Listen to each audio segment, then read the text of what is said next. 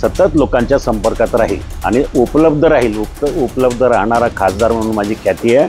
माझी गॅरंटी सगळ्यात महत्त्वाची ही आहे की मुळात एकतर गॅरंटी या शब्दाचीच आजकाल भीती वाटते. बघा, मोदी आणि माझी तुलना करणं हा नाही. मोदी आणि माझी अशी तुलना करणं, मोदींची गॅरंटी, मोदी देशाचं नेतृत्व करतात, जगामध्ये जगाचं नेतृत्व करतात. त्यांच्या तुलनेमध्ये मी खूप छोटा माणूस आहे. माझी गॅरंटी म्हणजे लोकांना माहिती आहे की मी लोकांमध्ये उपलब्ध राहील, लोकांच्या अडीअडचणीला धावून येईल आणि सतत लोकांच्या संपर्कात राहील. ही माझी गॅरंटी आहे आणि उपलब्ध राहील. उपलब्ध राहणारा खासदार म्हणून माझी ख्याती आहे.